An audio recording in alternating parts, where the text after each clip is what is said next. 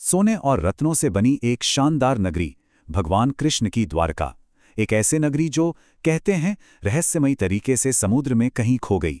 तो आज चलिए इसी खोई हुई किंवदंती के रहस्यों से पर्दा उठाते हैं। चलिए कहानी शुरू करते हैं आज से कुछ दशक पहले। साल था 1983 और जगह थी अरब सागर, गुजरात के तट के ठीक पास।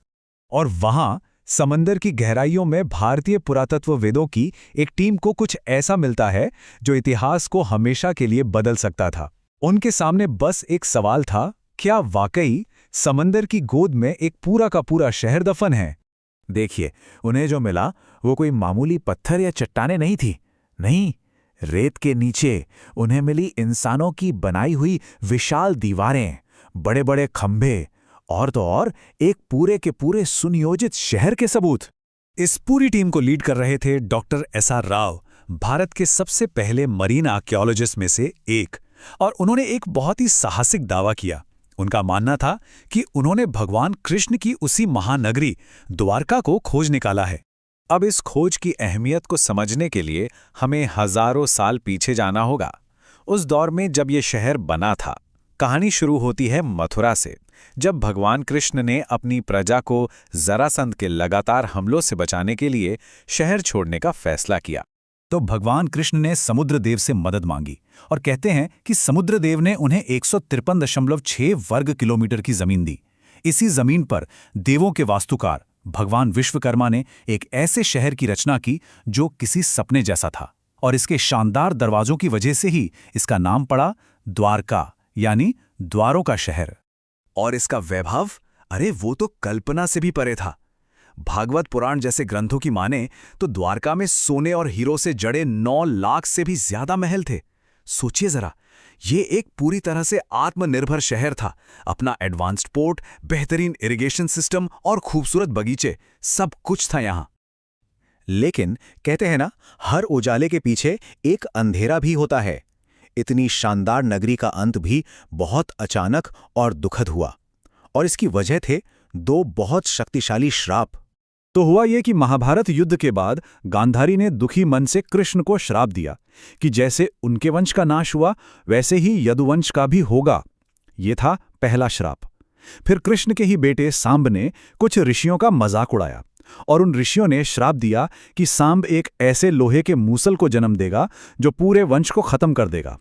और फिर वक्त के साथ यदुवंश में अहंकार और अधर्म बढ़ता गया और एक दिन एक उत्सव में नशे में धुत होकर वो आपस में ही लड़ पड़े और एक दूसरे को मार डाला।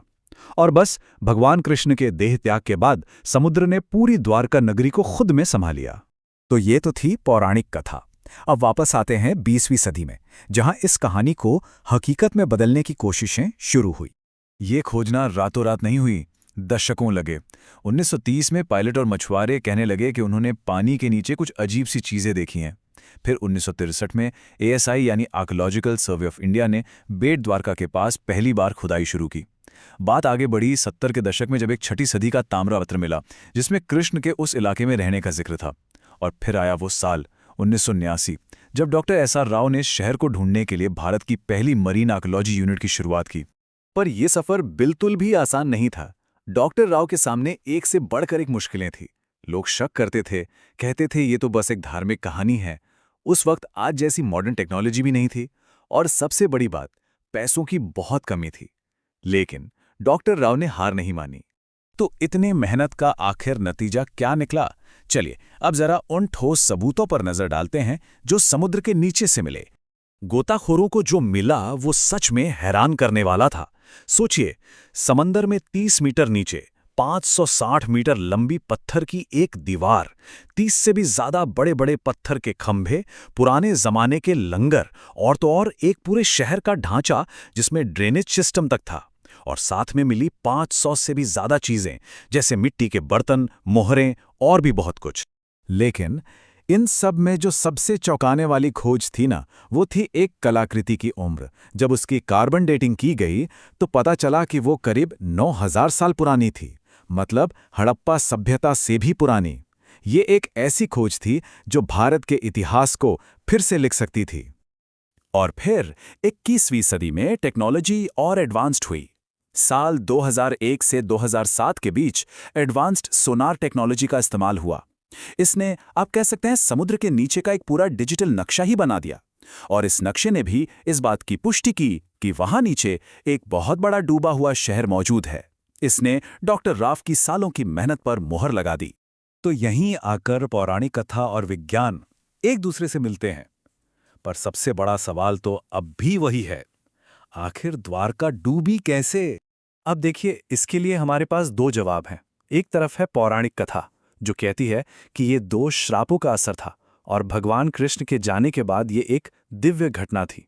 और दूसरी तरफ है विज्ञान, जो कहता है कि ये कोई बहुत बड़ी प्राकृतिक आपदा रही होगी, जैसे कोई सुनामी, या फिर हजारों साल पहले समंदर का जल स्तर अचानक बढ़ गया होगा। हो सकता है ना कि दोनों बातें एक ही घटना को अपने अपने तरीके से बता रही हों। और ये कहानी आज भी जिंदा है।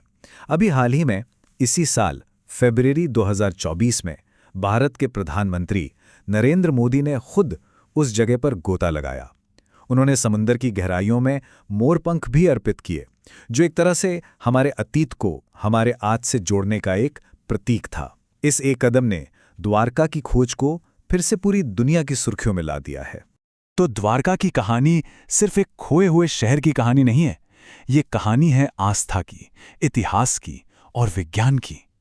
ये कहानी इन तीनों के संगम की है। और ये हमें याद दिलाती है कि कुछ कहानियां कभी खत्म नहीं होती, वो बस सही वक्त का इंतजार करती हैं दोबारा जगाए जाने के लिए। जय द्वारकाधीश।